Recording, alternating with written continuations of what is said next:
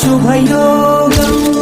రఘువంశ రామయ్య సుగుణాల సీతమ్మ వరమాల కైవేచు సమయాన శివధనువు విరిచాకె వధువు మది గెలిచాకె మోగింది కళ్యాణ శుభవీణ కళ్యాణం